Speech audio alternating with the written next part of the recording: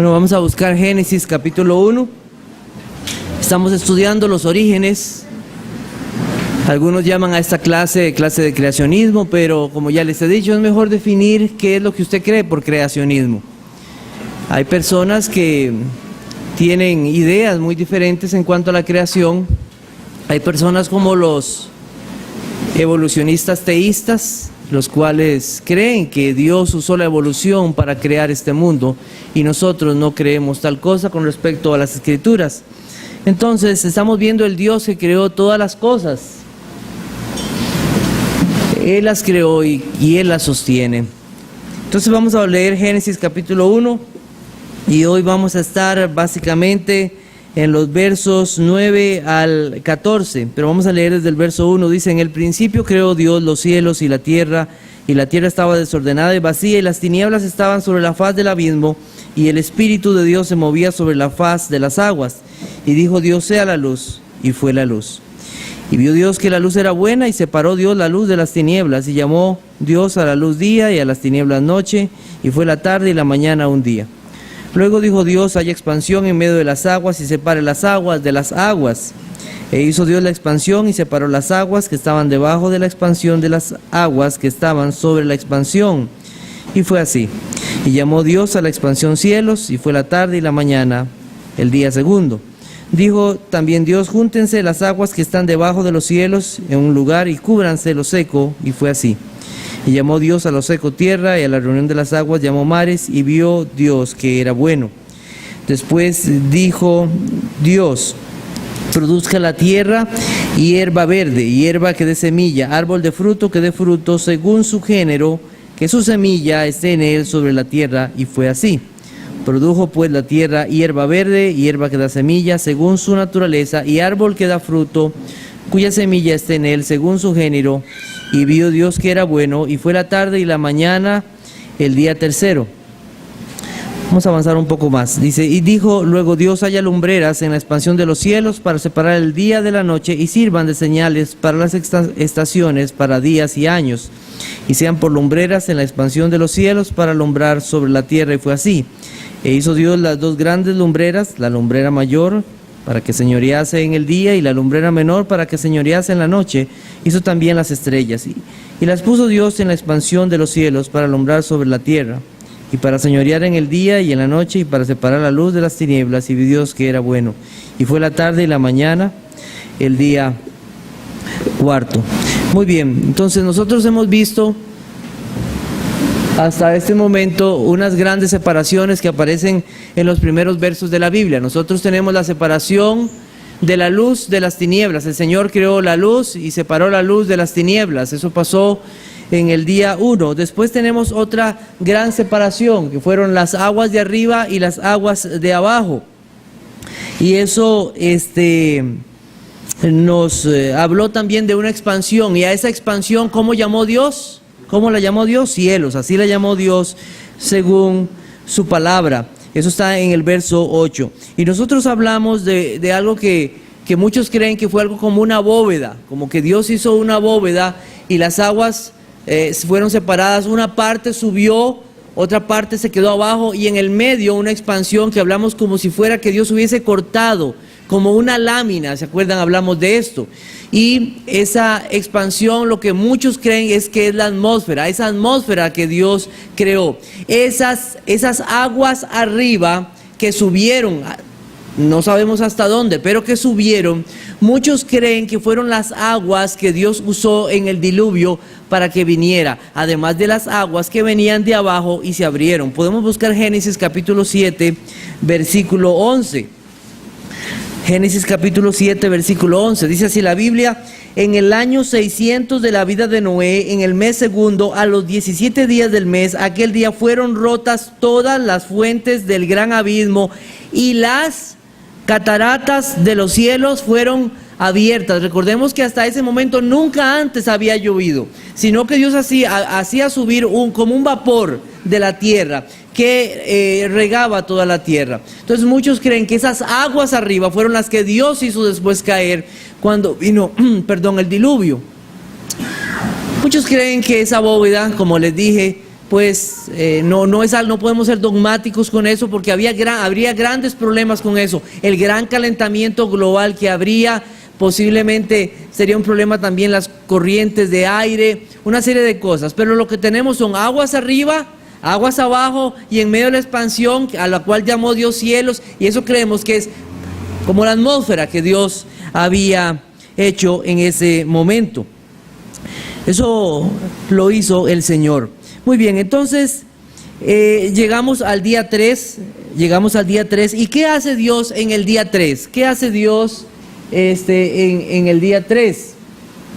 Bueno, en el día 3 tenemos entonces otra nueva separación. ¿Cuál es la separación aquí? Ya no son aguas y aguas, donde hay un cielo, sino que ahora es mar y tierra. Todo el planeta está cubierto de agua. Hay un inmenso océano planetario que cubre toda la tierra. Y entonces en ese momento Dios separa esas aguas y saca la tierra.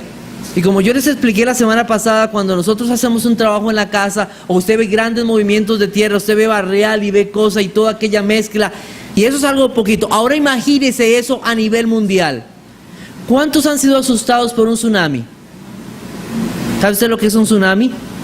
Es cuando el mar se sale y grandes olas llegan sobre la tierra, inundan y destrozan todo y no dejan absolutamente nada.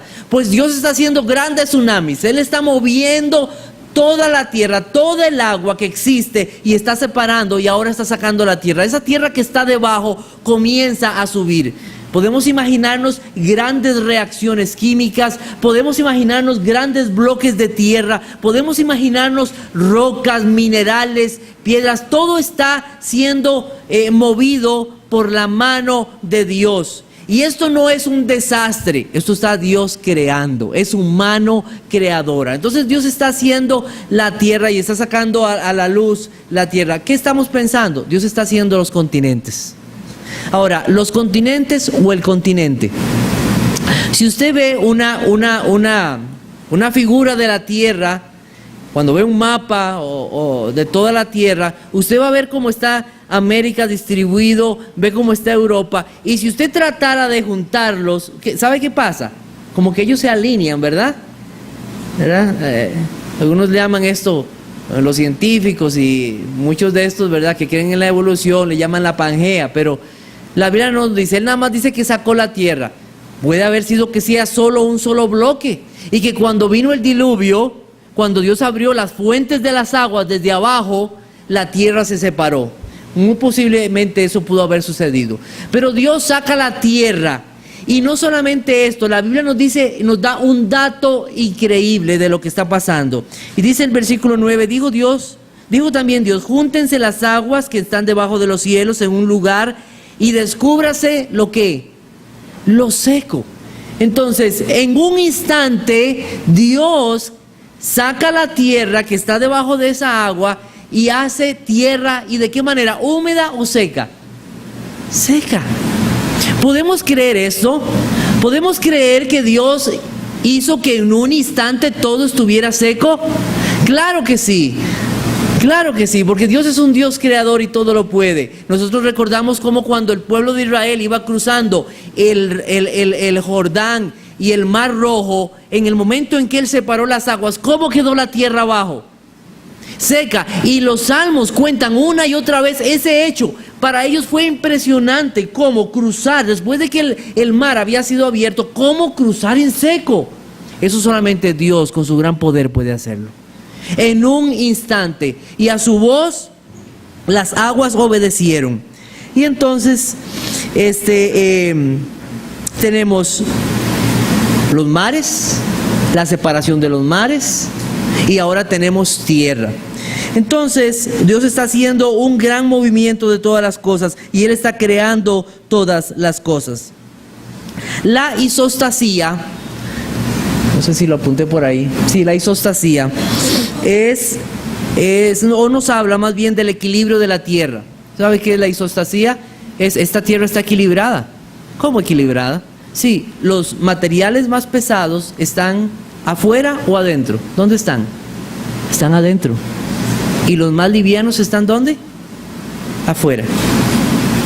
¿Cómo pudo haber sucedido esto? Dios lo hizo de una manera maravillosa. Vamos a buscar Job capítulo 38, versículos 4 al 11. Job 38, versículos 4 al 11. Entonces Dios creó una tierra con su gran poder y todo lo hizo sabiamente. Dice Job 38, 4 al 11, ¿dónde estabas tú cuando yo fundaba la tierra? Házmelo saber si tienes inteligencia. ¿Quién ordenó sus medidas si lo sabes? ¿O quién extendió sobre ella cordel? ¿Sobre qué están fundadas sus bases? ¿O quién puso su piedra angular? Cuando alababan todas las estrellas del alba y se regocijaban todos los hijos y se regocijaban todos los hijos de Dios. Entonces Dios está haciendo todas las cosas, está haciendo el mundo, la tierra, y todas las cosas están siendo equilibradas y haciendo todo lo necesario para poner la vida. Ahora, ¿qué tenemos? Tenemos cielos, tenemos mares y tenemos tierra. Tres cosas esenciales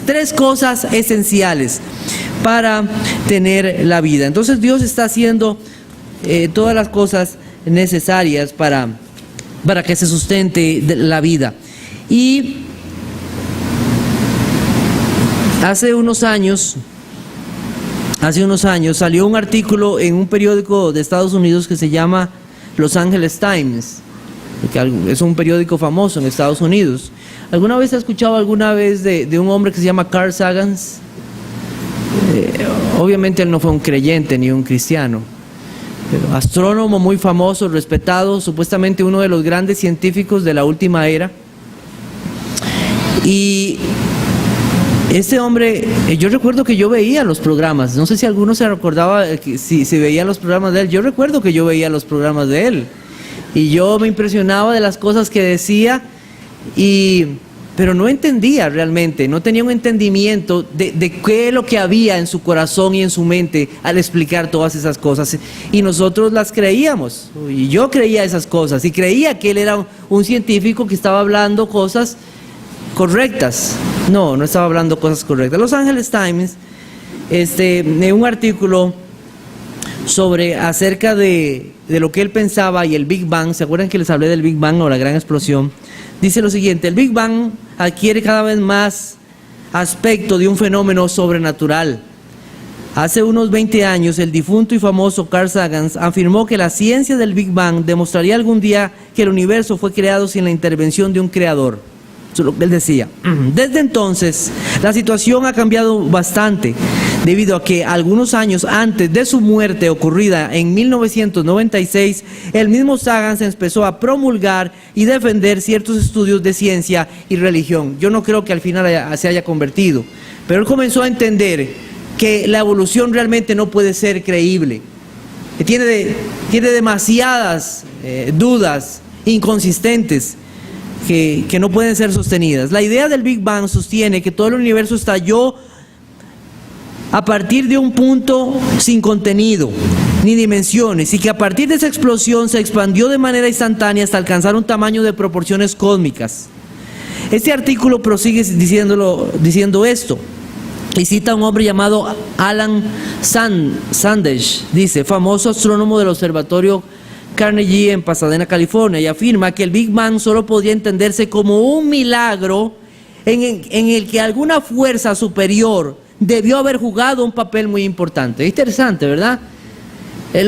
Dicen que, y los evolucionistas han llegado a la conclusión de que no pueden mantenerse en un debate serio, honesto y real con los creacionistas, porque las pruebas nos dicen mucho de eso. En esta semana decirles algunas cosas que son interesantes y que a veces no sabemos. Yo les había hablado acerca de la edad de la Tierra, ¿verdad? ¿Cuánto creemos que tiene? Alrededor de unos 6.000, no más de 10.000 años, no tenemos, pero por ahí puede andar, de 6.000.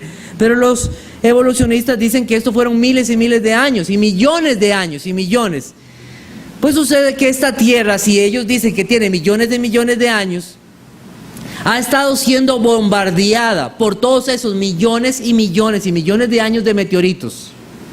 si fuera así. Ustedes saben que meteoritos caen a la Tierra, ¿verdad? Muchos de ellos se deshacen en la atmósfera, pero muchos de ellos sí caen. Y si esta Tierra tuviera millones y millones de años, ¿qué se supone que nosotros encontraríamos en los diferentes estratos de la corteza terrestre?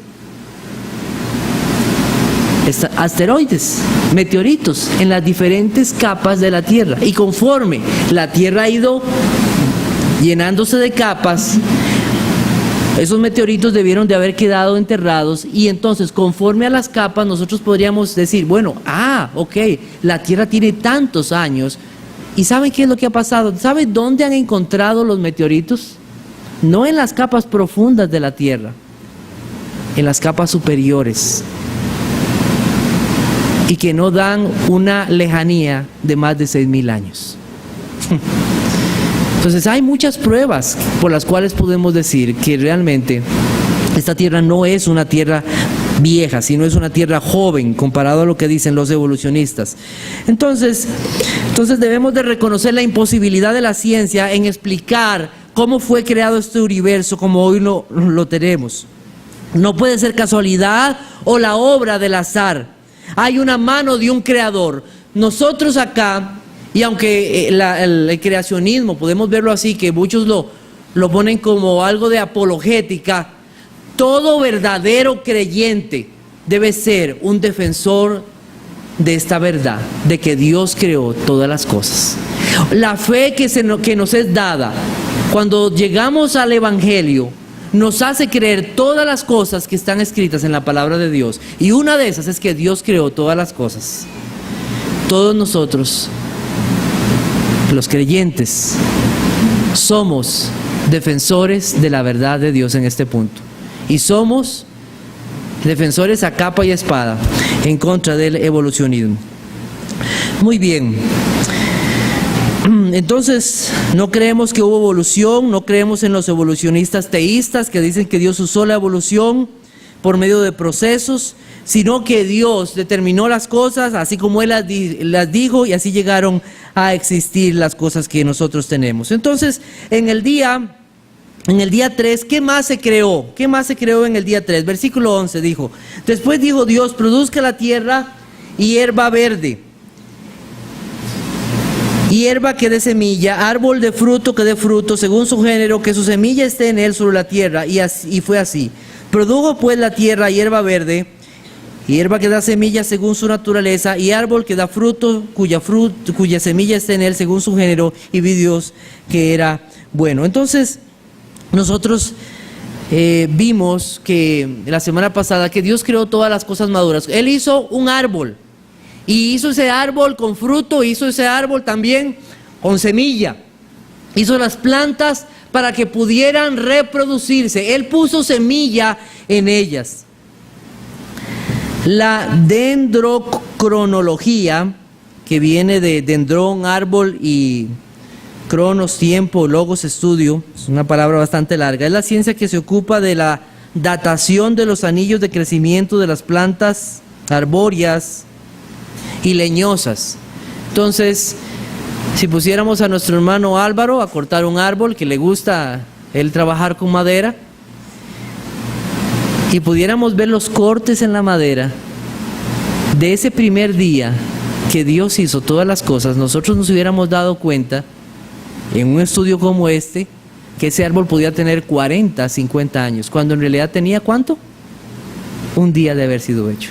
Eso dijimos la semana pasada. Entonces, Dios creó todas las cosas maduras, y además de eso, Dios hizo que en ella hubiera semilla.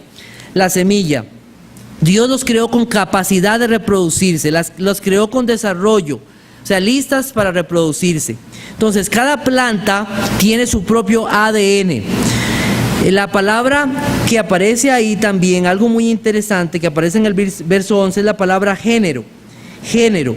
Y a partir de aquí, esa palabra género comienza a aparecer varias veces. Véala en el versículo 11, véala en el versículo 12, véala en el versículo 21. Y aparece la palabra género. ¿Es importante esa palabra género para nosotros? Claro, claro que es importante. Dios la puso ahí por una razón. Es la palabra en hebrea mim que equivale a la palabra especie. A eso es lo que significa. Y esa palabra nos indica que los seres vivos solo pueden reproducirse dentro de los límites establecidos para su ADN. Por medio de la procreación cuidadosa se puede resaltar o minimizar ciertas características de los genotipos. Pero ninguna cantidad de cruces con polinización o fecundación diferentes puede originar una forma de vida compleja o completa y nueva a surgir de especies existentes. Entonces usted combina flores ¿con qué? Con flores. ¿Y qué tiene? Una variedad de flor. Podemos tener mangos de estos con mangos de aquellos. Pero usted no puede agarrar un roble, uno de esos corteza amarilla, mezclarlo con un hongo y que ese árbol de roble, en vez de dar flores, dé hongos. O sea, eso es imposible. O sea, los hongos permanecen siendo hongos y los árboles permanecen siendo árboles. Y usted puede hacer cruces entre los géneros de cada una, pero entre géneros distintos usted no puede crear algo diferente, porque el ADN no lo permite, no lo permite. Ahora, nosotros sabemos bien que hay mutaciones, y muchas veces esas mutaciones provienen, en primer lugar, por causa del pecado, pero también los hombres pueden hacer cosas como con los rayos X y rayos gamma y todo esto, e inducir mutaciones. Y vemos que ellos han hecho cosas en insectos y en cosas, pero siguen siendo moscas, siguen siendo ratas. Puede hacer que su cola se deforme, puede ser que su pata se deforme, que su cara se deforme, pero siguen siendo ratones o insectos o lo que sea, y no producen una nueva especie. De hecho, más bien las mutaciones lo que hacen es degenerar esas especies. Es interesante, ¿verdad? Miren, los aminoácidos constituyen la base principal de todo nuestro ser, de nuestro ADN. Yo no soy un científico, tampoco soy biólogo, para que ustedes sepan, soy un técnico en electrónica. Y gracias a Dios por poder servir al Señor como pastor. Entonces algunas cosas he tenido que estudiar, pero no soy un experto. Hay algunos aquí que posiblemente saben aún más de esto. Pero los aminoácidos es la base principal, el centro de la célula, de todos los organismos, también de las plantas. Y hay algunos aquí que nos gusta comer pollo, bastante pollo. Y usted puede comer todo el pollo que quiera, que al final de su vida usted no va a echar alas. Usted seguirá siendo un ser humano. Puede ser que se amplíe, pero usted seguirá siendo un ser humano. El pollo tiene un ADN. Usted tiene su ADN. O sea, no hay forma de pasar de una especie a otra. O sea, continuamos siendo lo que somos y lo que el Señor así determinó por su gracia. Bueno, entonces los árboles tenían su semilla en él. Y miren, hermanos, qué maravilloso es esto. Cuando nosotros vemos las cosas de Dios, nosotros nos debemos de impresionar. Usted se ha puesto a ver cómo las plantas llegan a reproducirse por la polinización. Eso es algo maravilloso. Hay unas que es llevada por las patitas de los insectos y van y caen en otra flor y ahí llevan el polen y polinizan otras. Y llevan exactamente, o sea, y las plantas se combinan con las de ellas mismas, no se polinizan, o sea, no hay otra, no van a hacer una nueva especie.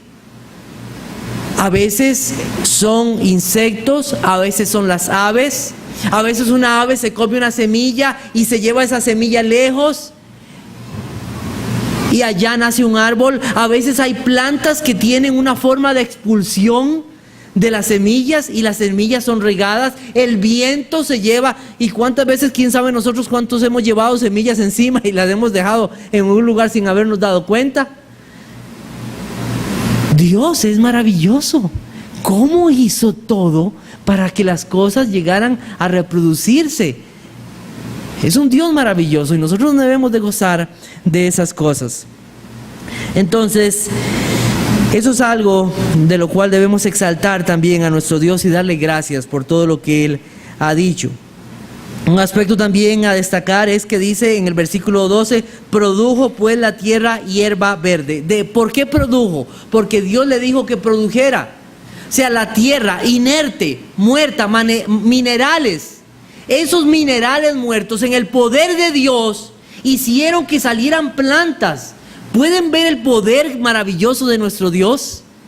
Por eso no nos debemos de impresionar que cuando una persona está muerta, sin vida, y Dios le dice que tenga vida, Dios lo puede hacer porque Él es un Dios poderoso. Y no solamente eso, que llevemos fruto para su gloria. Y aquí nosotros vemos un cuadro maravilloso de lo que es la nueva creación en Cristo. Él hace que nosotros produzcamos amor hacia Él y que demos fruto por su gracia, por su poder. Entonces, el Señor crea semillas, crea frutos que son agradables, esos manguitos que usted se come, esas naranjas, todas esas frutas que a veces nos compartimos con alguien y usted conoce esta fruta, no, nunca la había visto, ay, deliciosa. Bueno, todo eso el Señor lo hizo de una forma maravillosa. Él es un Dios poderoso, todo fruto agradable a la vista y sabroso. Y todo esto no es obra de la casualidad, sino un Dios que hizo todas las cosas. Si nosotros comparamos entonces, tenemos una primera fase donde Dios hace luz, hace el firmamento y las aguas y hace la tierra seca. Día 1, día 2 y día 3. Ahora, si hacemos una comparación con esto, nosotros vamos a tener en el día 1 luz y ahora en el día 4 vamos a tener lumbreras. En el día 2 vamos a tener el firmamento y las aguas. Y en el día 5 vamos a tener aves y peces. Interesante, ¿verdad? Firmamento y aguas. Aves y peces. Y en el día 3, tierra seca y animales y las personas. ¿Verdad? Son como si viéramos como dos fases y dos partes de lo que Dios está haciendo. También nosotros debemos de notar algo muy bueno. Versículo 10 dice, y llamó Dios a lo seco tierra, y a la reunión de las aguas llamó mares, y vio Dios que esto era bueno. La primera vez que aparece, ¿verdad?, esta palabra, Dios está preparando todas las cosas y todo lo necesario para la subsistencia en la tierra. Entonces ahora nosotros vamos al día 4, Ahora en el día 4, ¿qué vamos a encontrar? Las lumbreras. Vamos a encontrar las lumbreras. Ya tenemos árboles, ya tenemos tierra, ya tenemos mares, tenemos la expansión, y ahora vamos al día 4 y vamos a tener entonces las lumbreras. Versículo 14, dijo luego Dios, haya lumbreras en la expansión de los cielos para separar el día de la noche, y sirvan de señales para las estaciones, para días y años, y sean por lumbreras en la expansión de los cielos para alumbrar sobre la tierra, y fue así. Y hizo Dios las dos grandes lumbreras, la lumbrera mayor para que señorease en el día y la lumbrera menor para que señorease en la noche. Hizo también las estrellas y las puso Dios en la expansión de los cielos para alumbrar sobre la tierra y para señorear en el día y en la noche y para separar la luz de las tinieblas. Y vio Dios que era bueno, y fue la tarde y la mañana, el día 4. Otro día más de creación, y es interesante, ¿verdad? Día 3, día 2 o día 4. Y ya habíamos visto que esa palabra lo que significa y se le agrega un número. Entonces son días específicos. Dios creó el sol, la luna y las estrellas.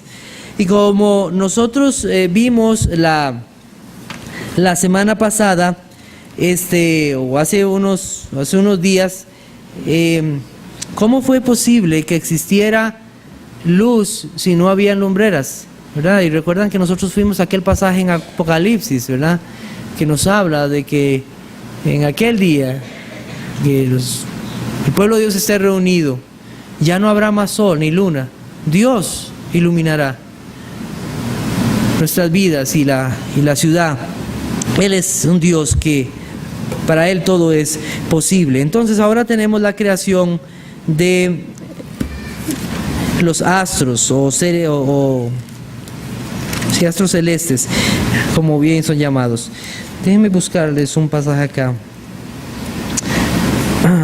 Quiero que busquemos Salmo 33, versículos 6 al 9.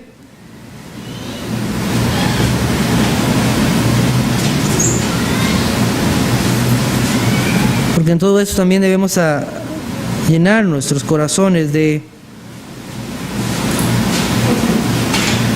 aquello que Dios pide al considerar su creación. Dice, por la palabra, verso 6, 33:6, por la palabra de Jehová fueron hechos los cielos y todo el ejército de ellos por el aliento de su boca.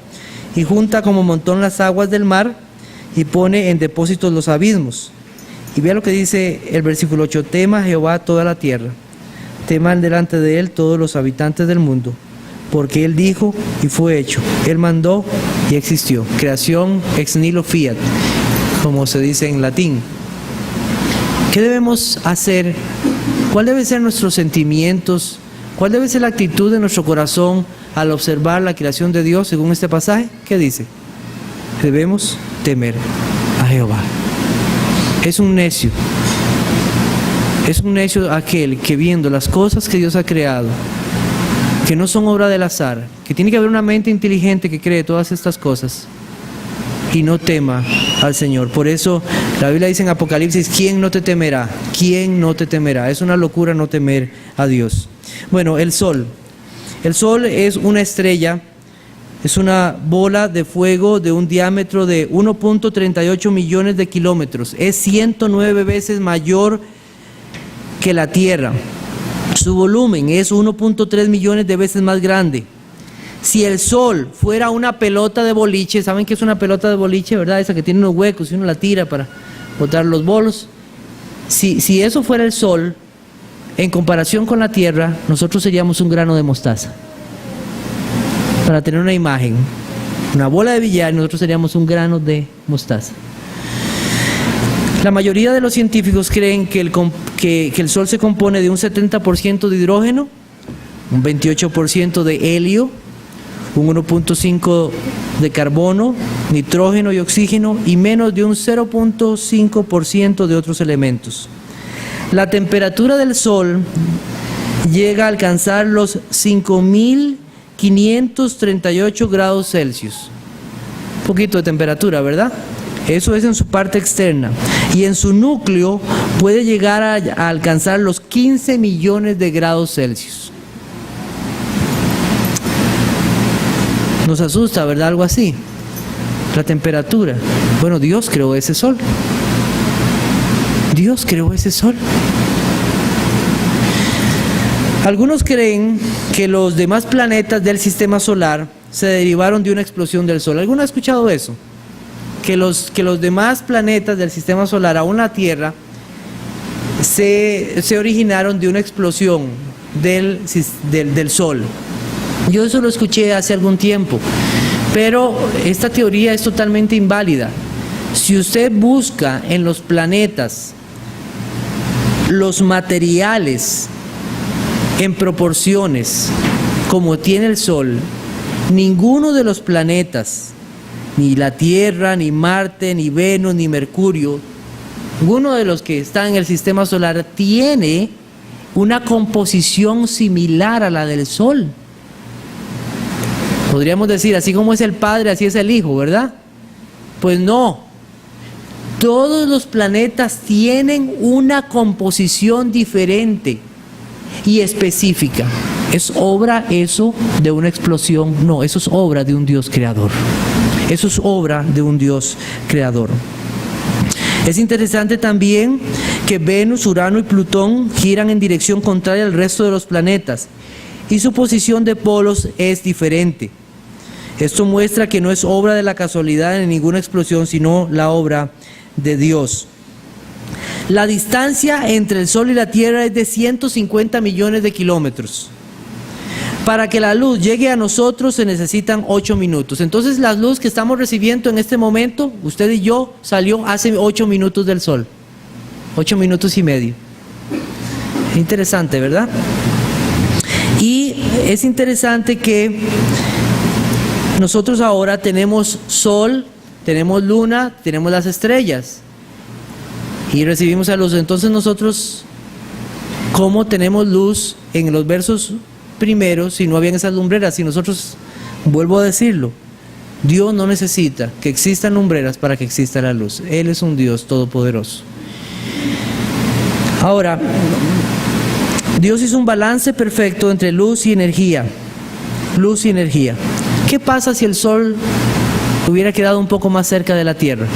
¿Qué hubiera pasado? Quedamos todos achicharrados. ¿Qué pasa si el sol hubiera quedado más lejos de donde está? ¿Sabe qué hubiera pasado?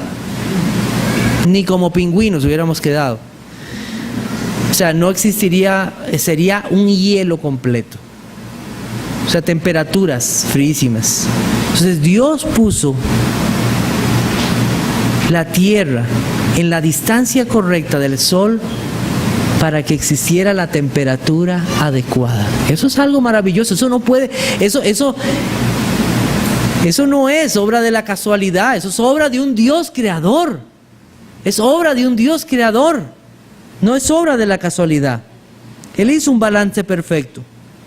Entonces es maravilloso lo que Dios hizo. Él hizo el sol y es una estrella más. También tenemos la luna. La luna es un satélite lejano. Es mucho más pequeño que la Tierra. Y ustedes saben que si la luna fuera más grande o la distancia entre la Tierra y la luna cambiaría, ¿qué pasaría? Esto sería un desastre total. Las corrientes marinas y las olas son controladas por los movimientos, por las fases. Entonces, lunares, si eso fuera diferente, nosotros tendríamos un caos en todo nuestro planeta. La luna es o refleja la luz del sol. Y cuando la Biblia nos dice ahí en Génesis capítulo 1, vamos a ir a Génesis capítulo 1, dice lo siguiente, versículo 18, y para señorear en el día y en la noche, y para separar la luz de las tinieblas, y vio Dios que era bueno. Esa palabra señorear, cuidado con esa palabra. Esa palabra no significa que el sol y la luna son señores. Significa nada más que están puestos ahí para el día y la luna para la noche. Entonces no significan en ningún momento que se les debe rendir honor y gloria, como muchos pueblos a través de los tiempos han hecho con el sol y con la luna. Como los mayas creían que de ahí salía toda fuente de vida. Nuestra fuente de vida es nuestro Señor Jesucristo. El que tiene al Hijo tiene la vida. El que no tiene al Hijo de Dios no tiene la vida. Él es la vida. Entonces, nada más es algo a determinar. Entonces lo que hacen es indicar los tiempos del día y la noche. Versículo 14. Vamos a ver, dice, versículo 14. Dice, dijo luego Dios, haya lumbreras en la expansión de los cielos para separar el día de la noche y sirvan de señales para las estaciones, para días y años. ¿Para qué hizo Dios el sol y la luna? ¿Para ser adorados? No. Sirvan de señales para las estaciones, para días y años. Muy bien. Señalar las estaciones. Y aquí solamente quiero hacer una pequeña aclaración. Creo que algunos hemos escuchado lo que es los signos del zodiaco, ¿verdad? Los signos del zodiaco. ¿Y qué usan los signos del zodiaco? ¿Verdad? Las constelaciones, las estrellas y miran una serie de cosas. Son señales que Dios puso para el día y para la noche. No son señales para que nosotros tratemos de adivinar qué es lo que va a pasar en el futuro. Lo que Dios ha dejado escrito en su palabra, eso es lo que va a suceder. Y nada más, y eso es lo que Dios nos ha revelado. Busquemos 2 de Reyes 23:5. Entonces no es que nos sirvan de señales para alguna otra cosa. El Señor dejó bien claro cuál es la función de ellas. 2 de Reyes 23:5. Dice así.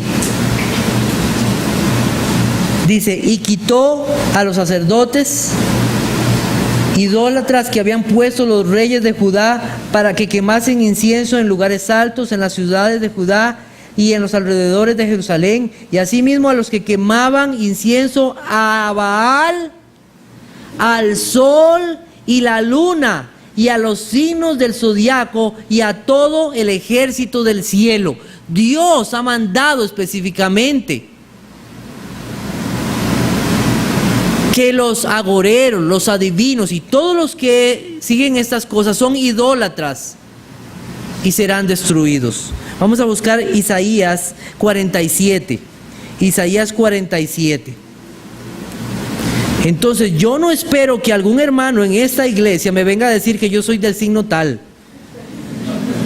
porque vamos a tener problemas ahí. Vamos a tener serios problemas.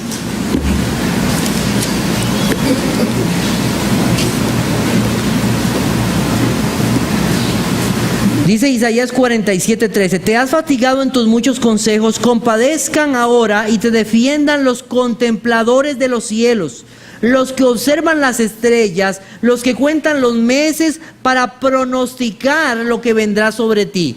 Escuche muy bien, vea lo que les va a pasar. He aquí que serán como tamo, fuego los quemará, no salvarán sus vidas del poder de la llama, no quedará brasa para calentarse, ni lumbrera a la cual se siente. Ese será el destino de ellos, de todos aquellos que confían.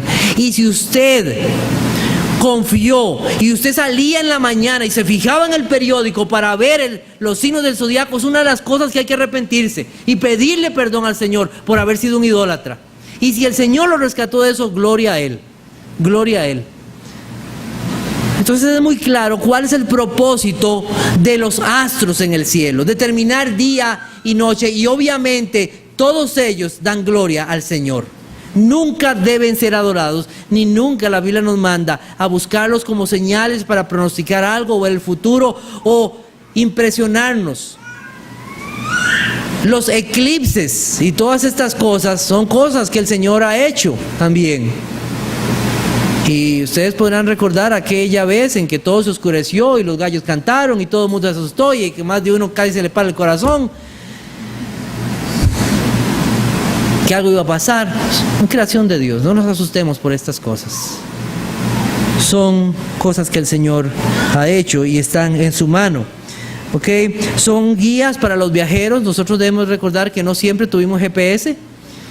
Entonces, los marinos que usaban para ver en la noche, ¿cómo se guiaban? Y las constelaciones, las estrellas. Y aunque a nosotros nos parece que no se muevan, sí se mueven. Lo que pasa es que la distancia es tan lejana que a nuestro parecer están ahí fijas. Pero son señales. Vamos a buscar Job 38. Job 38, 31 al 33. ¿Qué está pasando? El tiempo está... Job 38. Dice, ¿podrás tú atar los lazos de las Pleiades o desatarás las ligaduras de Orión? ¿Sacarás tú a su tiempo las constelaciones de los cielos o guiarás a la Osa Mayor con sus hijos?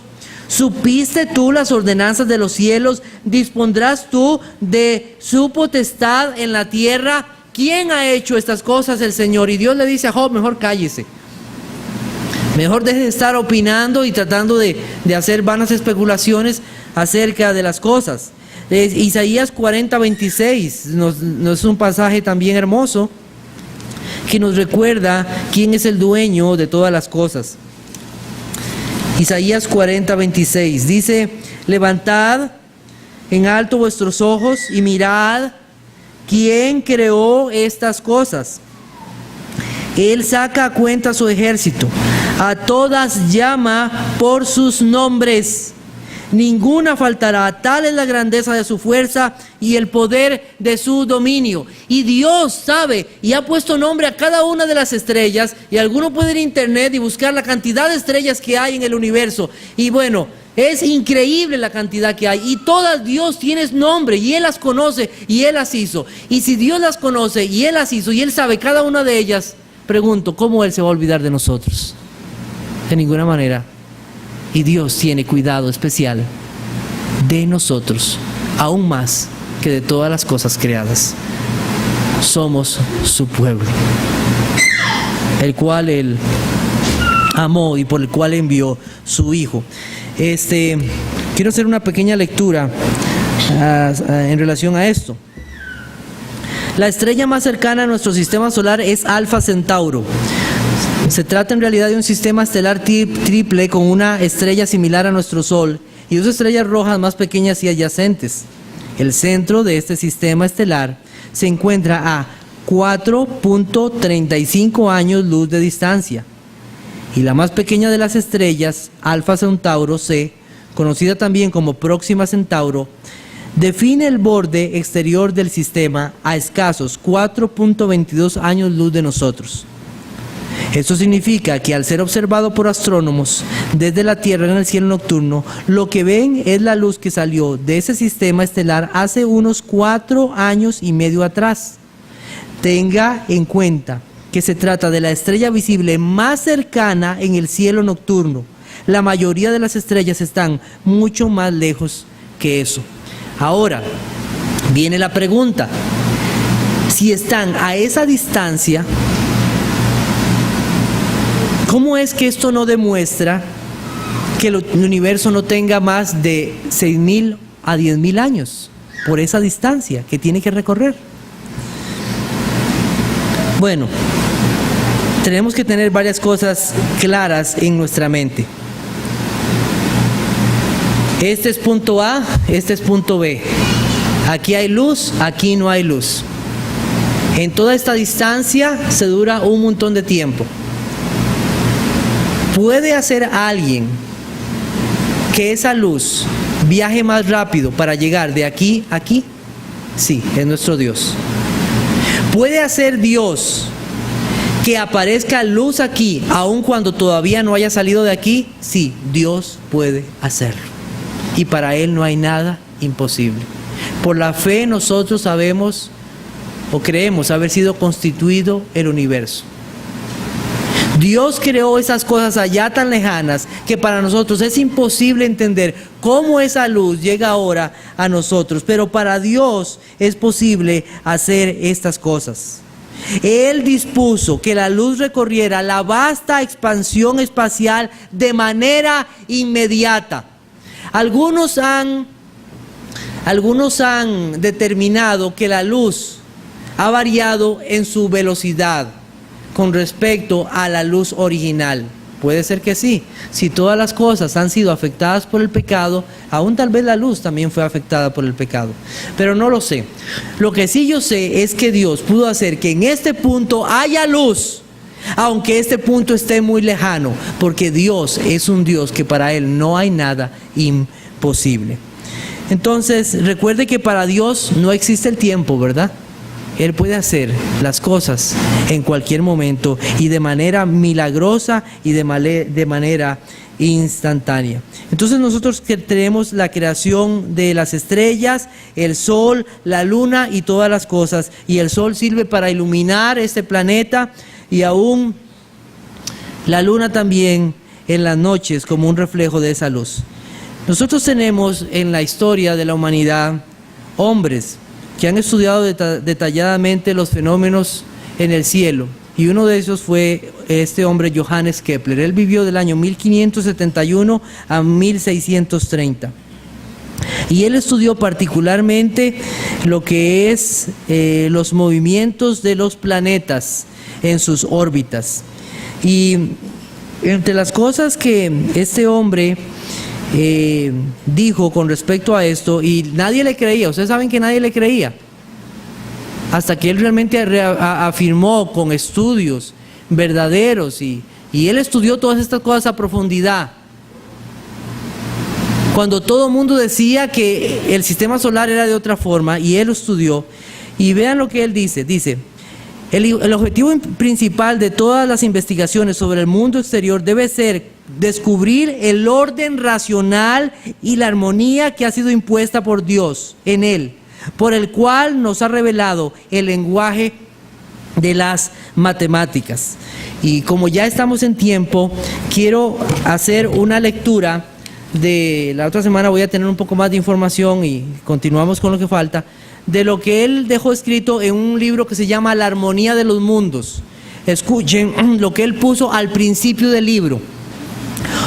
Oh, tú, que a través de la luz de la naturaleza aumentaste en nosotros el deseo de la luz de tu gracia, que a través de ella podamos llegar a la luz de tu majestad.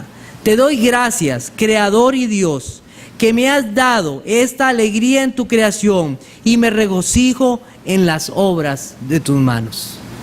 Este hombre, con toda su capacidad que Dios le dio para investigar cosas, cómo se movían los planetas en elipses, cuál era el movimiento orbital de los planetas cuando nadie creía, y él, con ciencia verdadera, teniendo un fundamento en que Dios creó todas las cosas, pudo estudiar y revelar estos sistemas planetarios, la rotación y todo esto. ¿Y qué hizo? ¿Pensó que todo esto había sido hecho por obra de la casualidad? No, ¿qué dijo? Dios, tú creaste todas las cosas. No hay otra forma en que esto pudo haber llegado a ser. Un hombre, un científico, un cristiano para la gloria de Dios. La otra semana continuamos. Que el Señor les bendiga.